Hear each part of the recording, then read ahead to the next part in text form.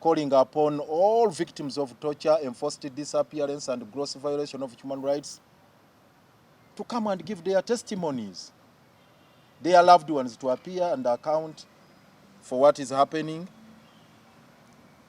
Unfortunately, the state is indulging in denial. Denial. With the Prime Minister playing hide and seek. With the Minister for Internal Affairs giving a very hollow statement on the matters. Very hollow, extremely hollow. More or less just to appear and be seen to be complying with the directive that please make a statement. And he exuded arrogance of the highest order when he stated that I have nothing more to tell you about the enforced disappearances in this country. With all the public outcry, with all the mothers, widows, and all these other victims of torture coming out to explain, to account the plight they are experiencing right now. It's really very, very disturbing. And it's a gross violation of not only the Bill of Rights we have in the Constitution, but also international instruments we ratified. As FDC, we take exception of this. We condemn this regime for perpetrating acts of torture, enforced disappearance, and also the arrogance they have exuded in dealing with the same when called to order by Parliament, particularly members of the opposition. We also take exception of the way Parliament has been steered by the Deputy Speaker in regards to this matter. These are matters of great concern, national importance, where one wouldn't indulge in a game of hide and seek.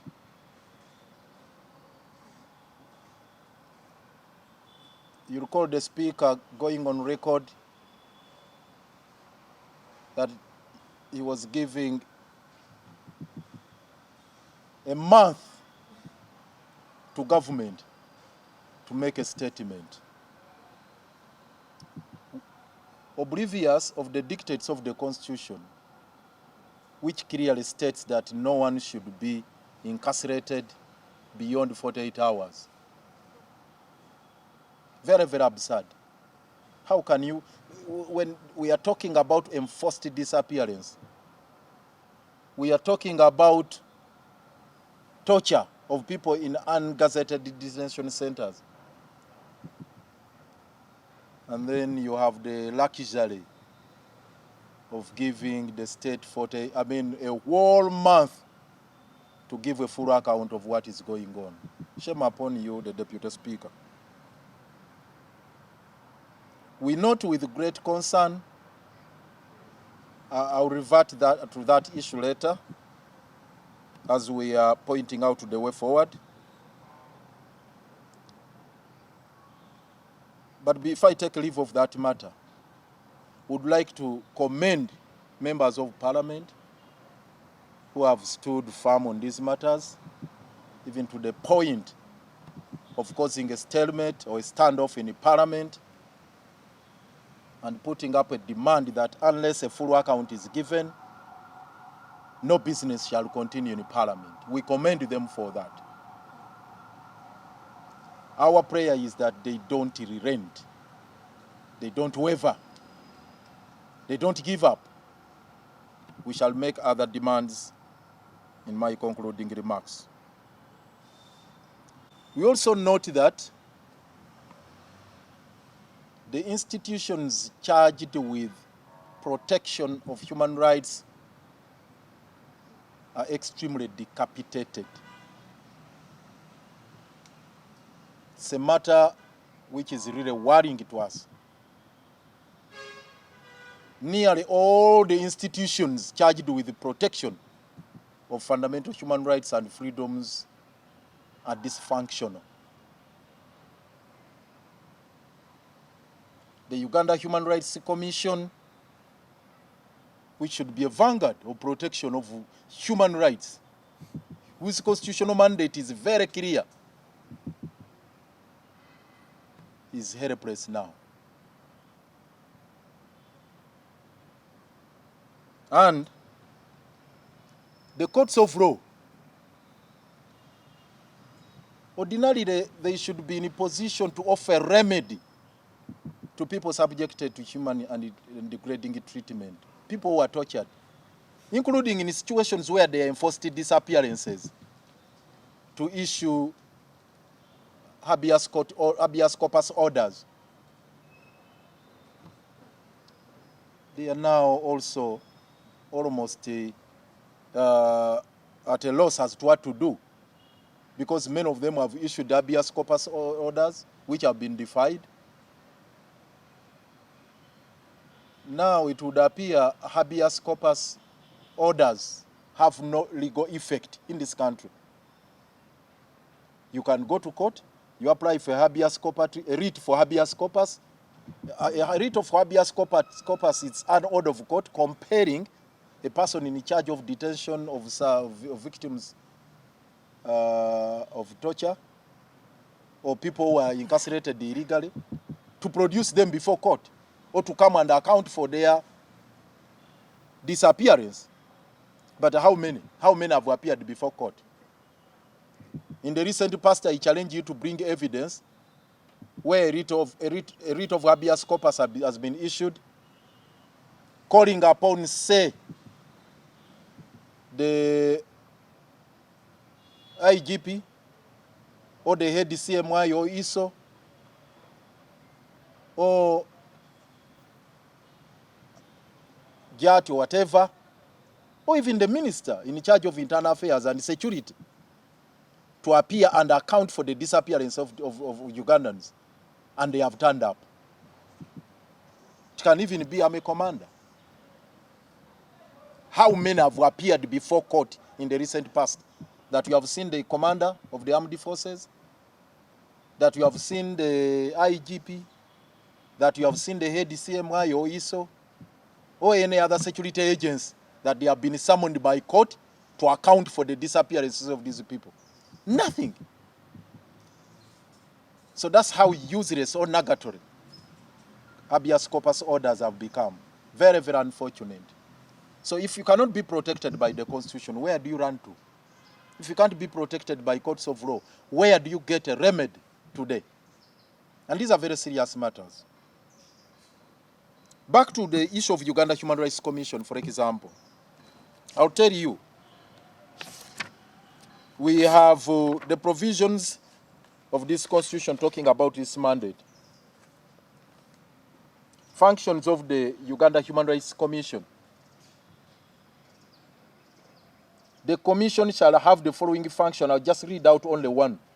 To investigate at its own initiative or on a complaint made by any person or group of persons against the violation of any human rights. This particular provision is quite fundamental because it's the one that provides a bedrock for the mandate of the Uganda Human Rights Commission. That the Commission is enjoined on its own initiative, on its own motion or volition to do investigations. It can either be on its own motion or upon a complaint being made by any person, not necessarily actually the kith and the kin of the victims. No, not necessarily. It can be any other person making a complaint. What has been happening of recent here with the commission headed by Ajati Mariam Wangadia. She's a lawyer. She's alive to the provisions of this particular constitution. She knows the mandate of the Uganda Human Rights Commission, that actually on its own motion, on its own volition, The commission ought to commence investigations. Now you see her in the media everywhere at press conferences, claiming that we don't see complainants, that we have asked these relatives to come and give their complaints, they have not come. It's incumbent upon the commission. It's incumbent upon the commission to move all over the country, to go into safe houses where these people are detained. This is what Article 52 provides. To visit all detention centers. We moved or not moved, they have that obligation to go to all police stations, to hunt down. The moment they have gotten the list of all these people, it's upon them to move. Not to sit at the headquarters here of the Uganda Human Rights Commission and ask for complaints and ask for evidence. For evidence sake, a commission should not act as a court laid back to wait for evidence. That we have asked these people of NOP to bring evidence, we have asked these people to bring, they have not brought evidence. No! And then they come and throw hands in the air and say, and state that, you see, we have discovered, because they generated a list of those that they established that were disappeared or were illegally kidnapped and detained in ungazetted centers. Actually, they made a confession to that effect, that they have those names of the individuals who were arrested, and they can't trace their whereabouts. Now you can imagine, the commission cannot just throw its hands in the air and say, yes, we have these individuals who were arrested, they have disappeared without a trace, and now you have no remedy to offer. When the Constitution gives you all the powers, including Article 53, Clause 2A, the Commission may, if satisfied that there has been an infringement of human rights or freedoms, order A, the release of a detained or restricted person. The Commission has got powers to order the release of a detained person. Ask Madam Maria Muwangadia, how many orders of release has she issued? Of all these people. The moment you are convinced, you are satisfied that so and so was arrested and they have not been produced before courts of law, they are held incommunicado somewhere, you have the obligation under Article 53 of the Constitution, Madam Muwangadia, to order the immediate release of those people. I challenge her to produce a list of the orders of release she has issued. How many? You can't claim to be helpless. You cannot claim that you do not have the powers under the law to do so. So, we again would like to express our frustrations at the way the Uganda Human Rights Commission has conducted the business. And of late, Madam Muwangadia has become a state actor. The way she even talks, belligerent against the complainants. She's actually within now the arena of political discourse, taking on politicians, particularly the opposition. Recently, she even had the audacity of penning down an opinion in the papers. She wrote a scathing attack. No, she wrote that piece in the papers where she unleashed a scathing attack against the opposition, that we should depoliticize human rights. Yet she's politicizing rights. So it's an abuse of office. It amounts to abuse of office on the part of Madam Maria Muwangadia. She's abusing the powers vested in the commission by purporting to demand for complaints when actually she's obliged to move her own self to conduct investigations and offer remedies, including orders of release for people who are detained incommunicado. Now, what do we intend to do about this? Of course, the laws are on this. I must say we have a robust legal framework to deal with all issues to do with violation of rights. You have the Bill of Rights. This is the Constitution. In Article 20 of this Constitution, it provides that rights are inherent and not granted by the state. I want to read it verbatim. Fundamental rights and freedoms of the individual are inherent and not granted by the state. Right now we are dealing with a situation in the country where the presumption is that rights are granted by Mr. Yoweri Kaguta Museveni, rights are granted by the state, and actually they have the audacity of calling upon Ugandans to thank Mr. Museveni for granting freedoms and rights. Time and again you've heard them. Please spare us that crap, that gibberish, that hogwash that Mr. Museveni, that we owe a duty to Yoweri Kaguta Museveni for giving us freedoms. No way. The constitutional command is very clear. Rights are inherent. They are not granted by the state. In Article 44 of the Constitution, Article 44 provides that certain rights are absolute. And these rights include the prohibition of derogation from particular human rights. These rights are absolute.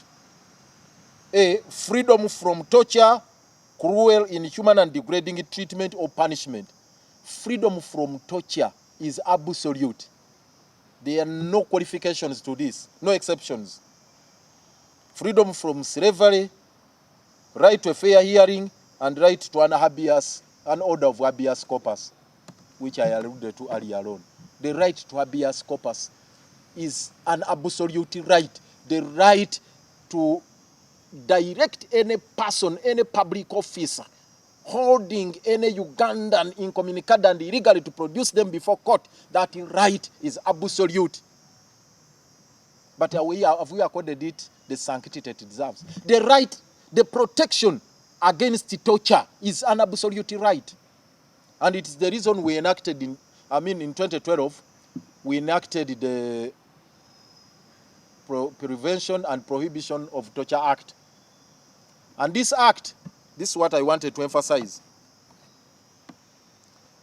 created room for actions to be preferred against particular individuals without hiding behind the command principle. Because previously, individual perpetrators of human rights would hide behind those notions of command, orders from above and whatnot. Now, the Prevention and Prohibition of Torture Act imposed the criminal liability on individual officers perpetrating these rights. So previously, we have attempted to do this, to drag them to courts individually. But we have suffered a number of roadblocks along the way. I would cite a number of cases, but the most outstanding one is the one against KAIJA. You recall the case of 2016, where Dr. KIZZA BESIGYE's supporters were clobbered as he was being released from jail along Karerwe, and were captured on camera, whipping the police officers and the army. They were whipping individuals. People were just jubilating. People were celebrating. People who were welcoming Dr. BESIGYE from jail, they were being whipped. And then we decided to pursue private prosecution against Kayihura. That was 2016. I led the legal team. We went to Machindia court. We got summons. We got summons against General Kale Kayihura. And we went there to apply for a warrant of arrest against Kayihura and all those police officers who were involved in those heinous crimes. We got a rude shock at Machindia court, you recall very well, when the regime mobilized the thugs, hoodlums, who came and waylaid us in courts of law and nearly lynched all of us. We had to take refuge in the chambers of the magistrate, who unfortunately later died, but his worship Mafabi. And the DPP took over the prosecution of the case. We challenged that in the Constitutional Court. And the Constitutional Court did not take any decision until April this year. 7 years later, that's when the Constitutional Court said, the DPP was wrong to take over prosecution of that case. Actually, that the DPP has got no powers to take over prosecution of the case with the intention of terminating the proceedings. And they said we are now at liberty to proceed with the prosecution of Kayihura. Isn't that a mockery of democracy? I mean, justice. Isn't that just a mockery of justice, whereby you seek to prosecute somebody when they are still holding office, like the case was in this particular matter, where we are prosecuting Kayihura. Then 7 years down the road, courts of law have not pronounced themselves on the matter, and when eventually they come up with the orders and say, you are at liberty. Now where do we get Kayihura to prosecute him? I saw him recently celebrating in Chigezi, in Chisoro, his release from jail. So how do you pursue him? So we have made those attempts of private prosecution, and now what is happening in the parliament, following that judgment, this is the point I wanted to make, following that judgment of the Constitutional Court, now there are maneuvers in the parliament whereby some private member of parliament, you know his particulars, is seeking for leave of parliament to allow him bring a private member's bill for an act of parliament to proscribe or stop private prosecutions. Ugandans must resist this. And we are calling upon members of parliament to resist all those maneuvers, all those moves. We are aware they are fast-tracking all the processes so that private prosecution is curtailed. And that will incapacitate us, the actors, who are seeking to prosecute these individuals under the Prevention and Prohibition of Torture Act, where they have individual liability, criminal liability for acts of torture. So we want to prosecute them as individuals. But they are also coming up with maneuvers to frustrate all those attempts. So please, members of parliament, be on the look, on the watch, and take all the necessary measures to thwart all those moves intended to curtail our liberties to deal with these particular individuals. Related to that is the fact that we have in the past been taking these people, or we decided to take them to the ICC.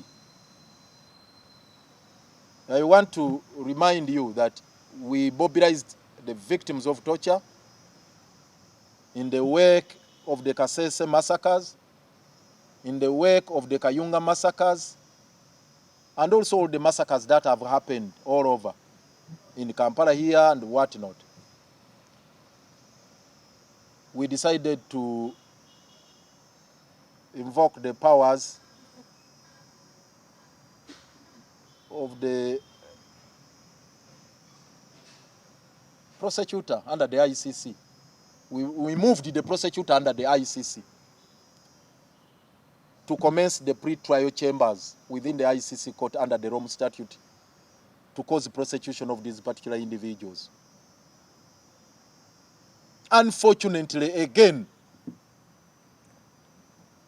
the state orchestrated machinations crept in and the proceedings stalled.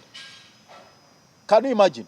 These people went to the extent of frustrating our processes in the ICC.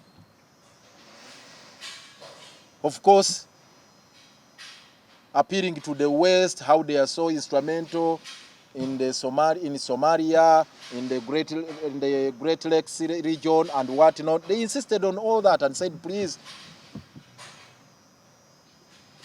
But we are still pursuing that particular case. We have not given up. Of course, there were two petitions, you recall. The MPs had filed one, the MPs from Kasese had filed one, but we had also filed ours.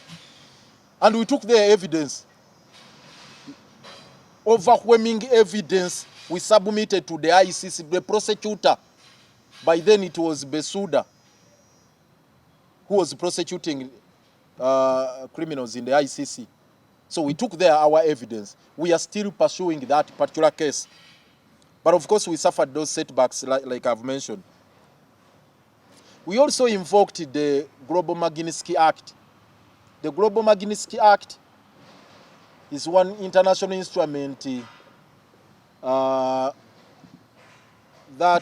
was initiated by the US in dealing with the international criminals, particularly violators of human rights or perpetrators of human rights violations,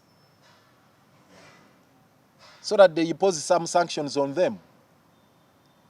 They slam on them travel bans, visa bans, freezing of their accounts, and so on and so forth, and severing off any relations, especially related to commercial transactions and the travel. You have a list of those we succeeded in pursuing. We pursued successfully. You are aware of those ones. I don't need to repeat the list of those who were sanctioned. But they continue to perpetrate violation of human rights with reckless abandon, with impunity. Can you imagine? You know those particular individuals who were sanctioned by the US and their response with reckless abandon. I was not interested in going to the US. I have no business with the US. Including Kaihura is one of them who were sanctioned, and a couple of others. So I'm highlighting all the attempts that we have made before, all the efforts that we have undertaken to deal with the perpetration of gross violation of rights in Uganda, so that you appreciate the state of affairs where we are today. And before I tell you the next course of action, with Mariam Wangadia, there are quite a number of cases that we have filed before Uganda Human Rights Commission. Very many cases. And I will cite only one. Of course, there are those personal I've filed there, but I don't have time. I don't want to waste your time on them. But I'll just cite one which is very, very outstanding. The one of Dr. KIZZA BESIGYE and the FDC. In 2016, Dr. BESIGYE, you recall, was the flag bearer for the FDC. And shortly after the rigging of the 2016 elections, the regime laid siege on the party headquarters, sealed off Najana Nkumbi, grabbed all the equipment because there was a tally center, and arrested Dr. KIZZA BESIGYE and others who were manning the station. Of course, you remember what happened subsequently, how he was taken to so many other detention centers. Now, we filed a case at Uganda Human Rights Commission. It was never heard. 2016, 17, until this year, 2023. That's when Mariam Wangadia issued the summons to Dr. BESIGYE to come and testify. General Mugisha Muntu and Ingrid Trinawe. I appeared there as a lawyer. You recall the proceedings that happened. And you ask what happened. You ask her what happened. 7 years down the road, the case was not heard. Even when finally Finally, she entertains it. The tribunal sits and they listen to the evidence from Dr. KIZZA BESIGYE, General Mugisha Muntu, Ingrid Turinawe. Where's the verdict, Madam Wangadia? In all these cases, she's claiming she does not have evidence. That we have called so and so, please bring evidence, please come and testify. They have not come, we have looked for them here and there, we have called their phones, they are off and what. Dr. BESIGYE came and testified. General Mugisha Muntu testified. Ingrid Turinawe gave you evidence. Why have you not given the verdict up to now, Madam Wangadia? So these are the challenges we are facing. It's not that we have not taken action. And I want to tell whoever is alleging that actually we have not taken action to reflect on what we are telling you. Because this is just a tip of the iceberg. I can't cite all the cases that we have handled. Now, I want to conclude on the state of affairs. Almost all the institutions I've said have been decapitated. Even with the courts of law, I've told you about the crisis they are facing in dealing with habeas corpus orders. But even where we filed the cases, you recall the one of Dr. KIZZA BESIGYE. The Court of Appeal, or actually the Constitutional Court, can you imagine the Constitutional Court made some ridiculous decision where they directed the court, Dr. BESIGYE, to seek remedy from the courts that saw him in, that administered the presidential oath. That, aren't you claiming to be the president of Uganda? Can you go to your own courts? How ridiculous can courts be? How insensitive can government institutions be on these very, very serious matters? The rights are sacrosanct. Human dignity is such a sacred thing that it should be protected and jealously guarded by all the institutions we have. Now you have the audacity of go and seek redress from your own courts. That's what the Constitutional Court told Dr. KIZZA BESIGYE. Very, very absurd.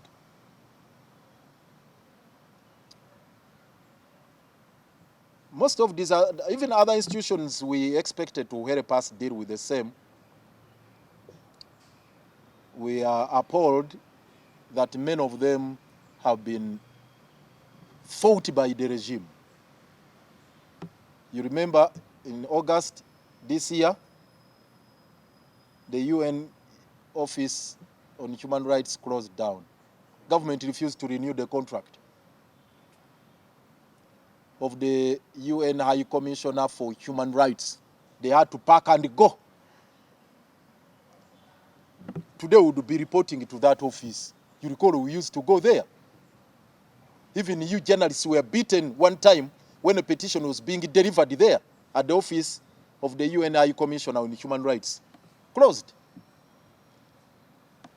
The civil society organization, no, many civil society organizations that would come in to help are equally decapitated. These human rights organizations were largely being funded from that basket fund of the DGF, Democracy Governance Facility or Fund. It was a facility created largely by the Western world to finance activities of civil society organizations in dealing with the issues of human rights and deepening democracy. But they were hounded out of the country. So that's how helpless we are as a country. I've highlighted all this to sum up the state of affairs.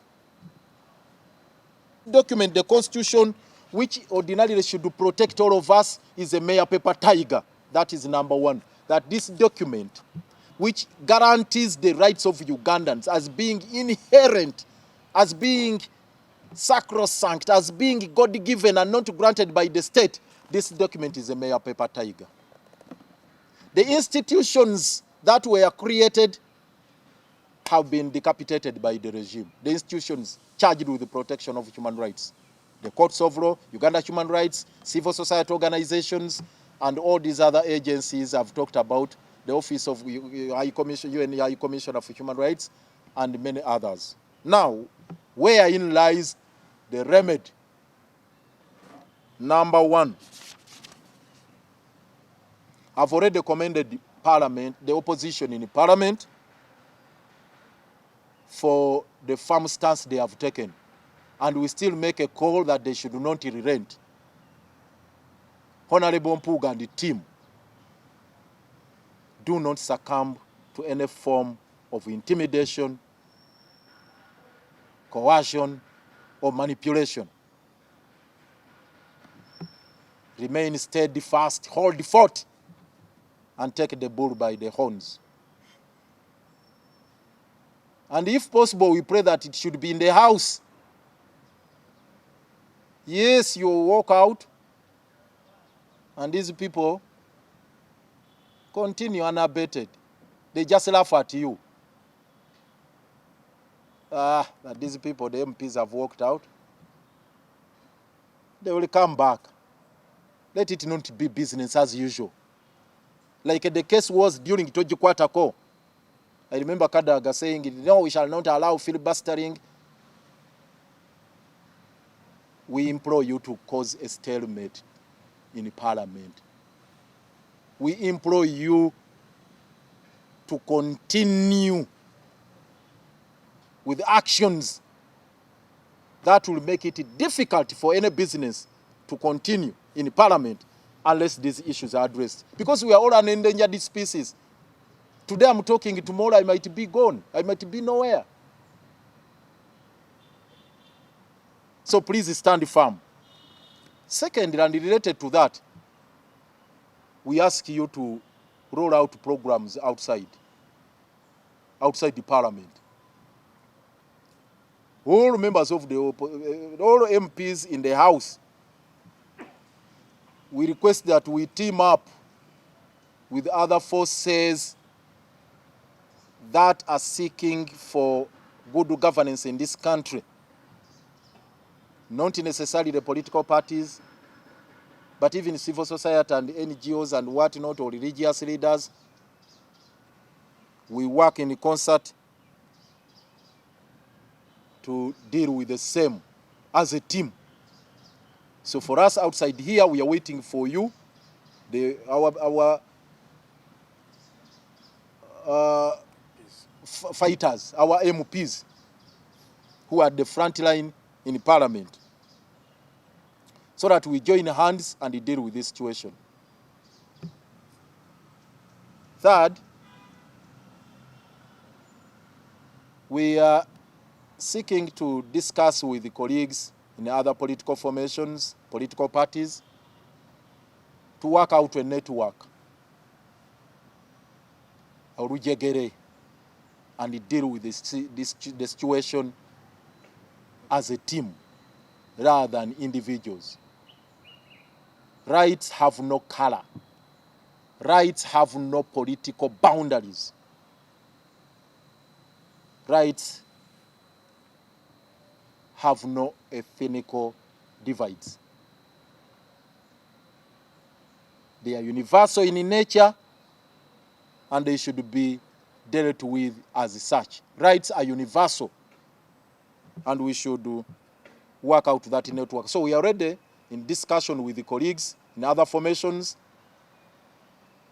with a view of coming up with a framework on how we are going to build the synergy and also join efforts, join hands in dealing with this vice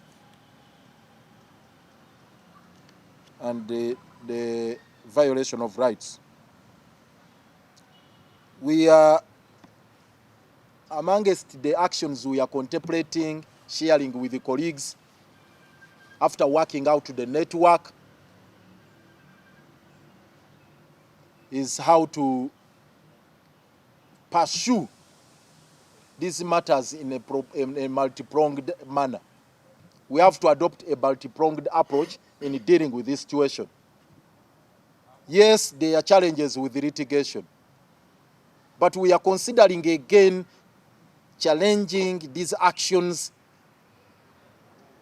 at international level. We step up measures. Yes, locally we can continue, but we want to step up measures to deal with the same internationally, so that we pursue the ICC matter jointly, number one. Two, we take these matters. Also, we challenge them in the African Court on Human and People's Rights, which sits in Arusha. But this has to start again with inviting the African Commission on People and Human Rights to investigate these matters.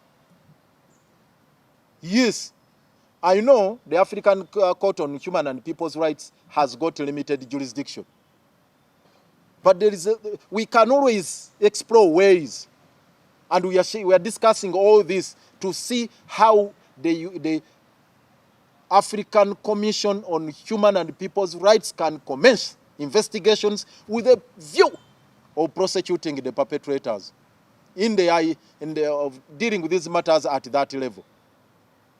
So we want the African Commission on Human and People's Rights to intervene in these matters, conduct thorough investigations, and propose actions which can be handled even in the African Court on Human and People's Rights. The other tier is the East African Court of Justice. Of course, we know it is also being influenced. Yes, the head is from TZ, the justice is from TZ, but there are those who sit on it from Uganda. But still, we are also considering exploring that, so that we bombard that particular court with the plethora of cases from Uganda. We file a number of cases from Uganda here. We knock at the gate of African Court, Africa. We want to knock at the gate, at the door. No, we want to knock at the door of the East African Court of Justice on issues of human rights. We want to knock at the door of the African Court on Human and People's Rights to investigate these cases in Uganda, the door of the African Commission on Human and People's Rights, the ICC, and all these other international institutional agencies and forums, so that we deal with this matter of gross violation of human rights in the country. And finally,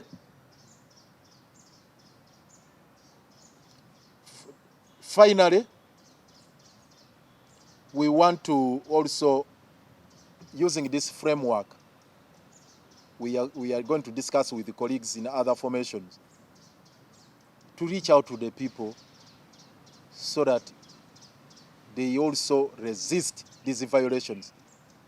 Because under Article 3 of the Constitution, which we have always talked about, commands Ugandans to resist any tendency which is outside the parameters of the Constitution.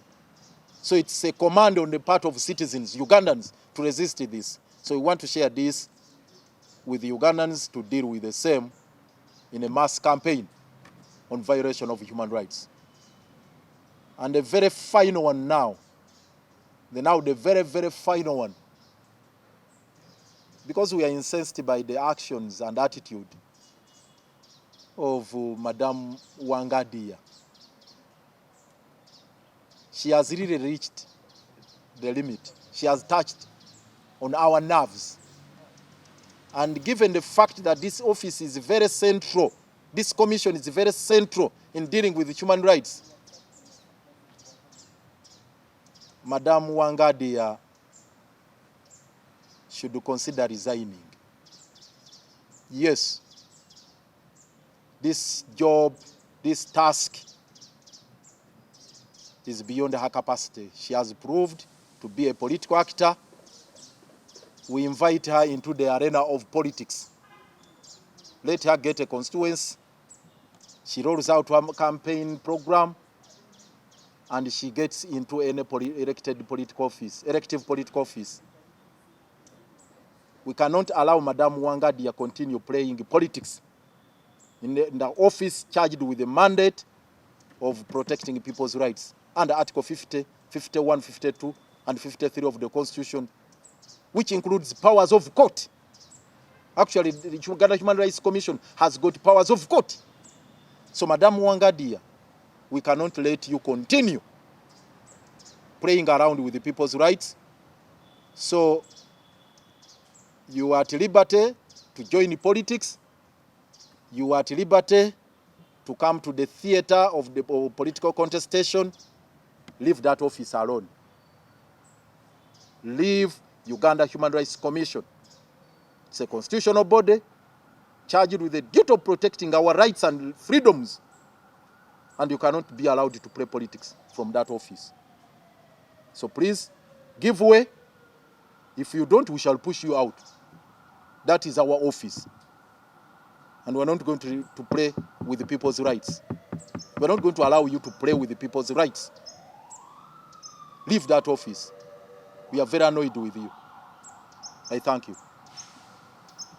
Thank you. Any questions for the President? Yes, your name and the media house. A quick one.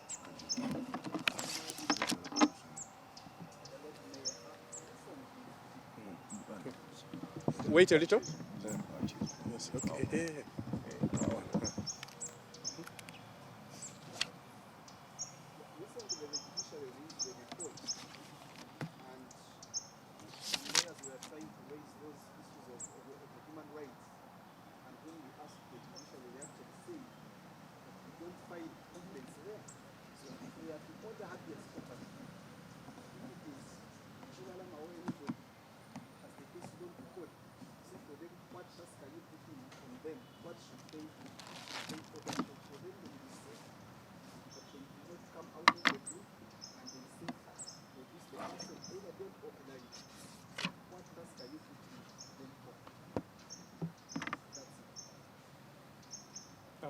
And Wangadia, what did she say?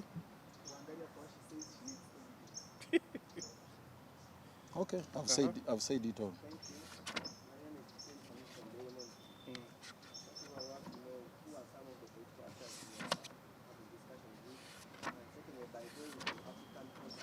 East African Court. East African Court. There are many. We have talked about African Court on Human and People's Rights. Yes.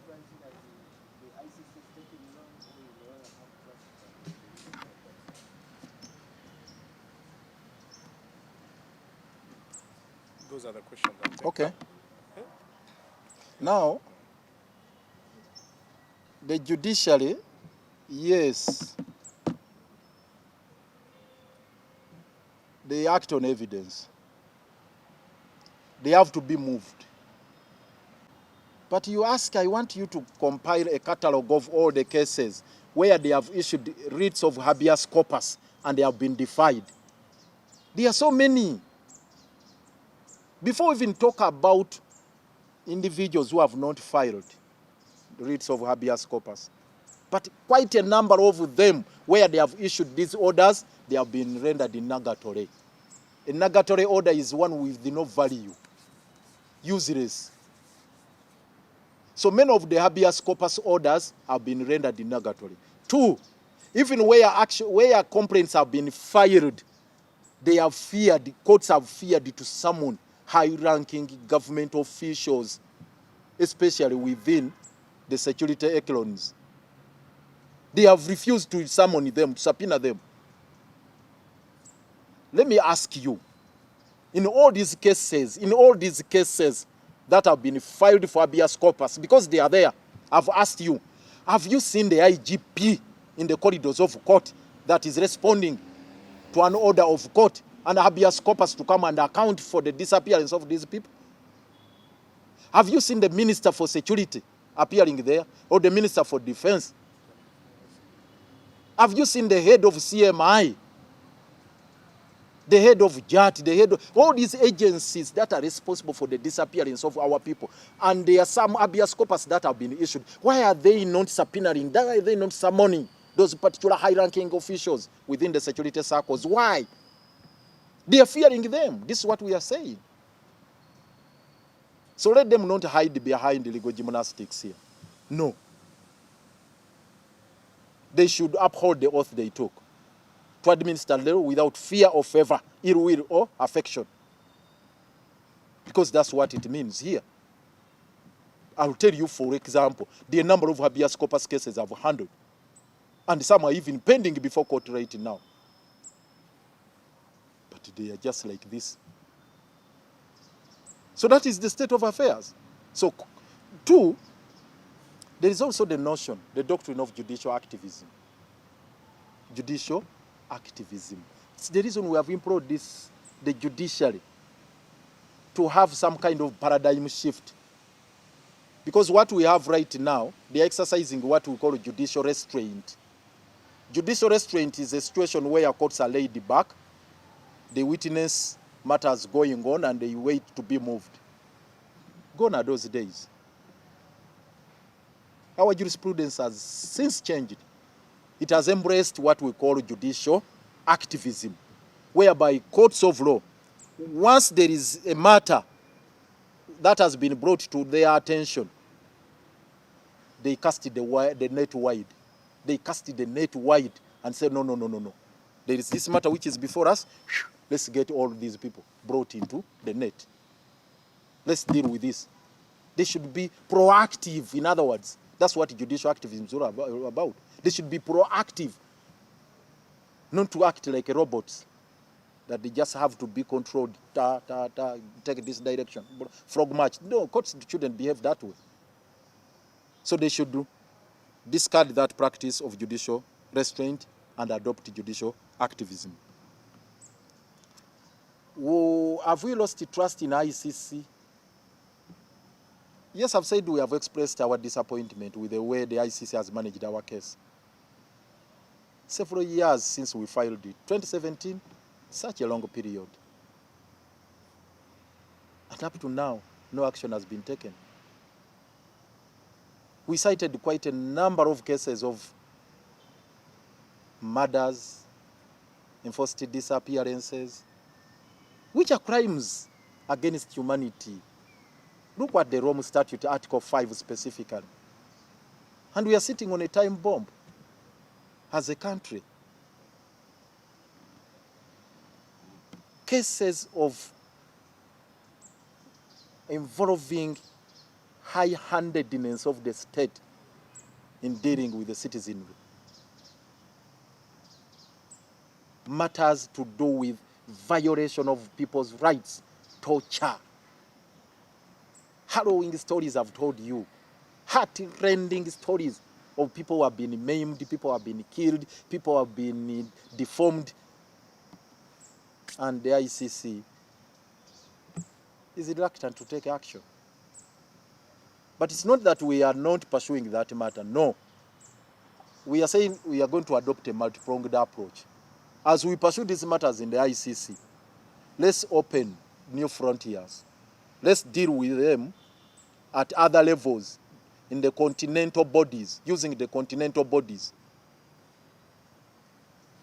We have the African Court on Human and People's Rights. They will sit there and ask, what have you done? Have you approached us? We are just here in Arusha. Why don't you come? We want it to go there. The African Commission on Human and People's Rights, they have the mandate under the Charter. The African Charter on Human and People's Rights. They have the mandate to conduct investigations. Have you seen the commission here conducting the investigations here? So we want that commission to come here. They will ask, have you moved us? No, we want to move them. Because for the African Court on Human and People's Rights to act, they will say, no, we wait for submissions from the state partners, or the partner states rather. We wait for submission from the partner states to act. But you wouldn't expect Uganda to commence those proceedings. It's the same way actually ICC dragged their feet. Because individuals like myself cannot file a case in the ICC.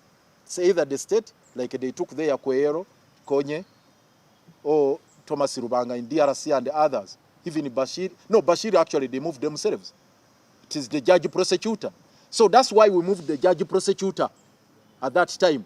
That please investigate the crimes against humanity in Uganda, acts of torture, and tendencies of genocide, so that you can bring the perpetrators to book. That's what we filed there. So that's the reason now we are saying Let's go to East African Court of Justice. They are here. Let's go to African Court on Human and People's Rights, and also move the Human Rights Commission, the African Commissioner on Human and People's Rights, so that they also intervene. It's until then that if they don't intervene, then we explore other means. The other question was about? Thank you. Oh, the political actors we are engaging. Oh, you definitely, you'll get to understand this. We have told you, we are not seated. You remember when we were at Gloria Gardens, when we had our retreat with the founders, one of the resolutions we made is that we are engaging other political actors to deal with these matters in unison, in concert with fellow prisoners. We are not seated on this. So at an appropriate time, you'll get to understand the detail. You get the details of this. But for now, what I can tell you is that we are engaging other political actors on how we are going to deal with this matter. And we have engaged actually an overdrive GIA in this.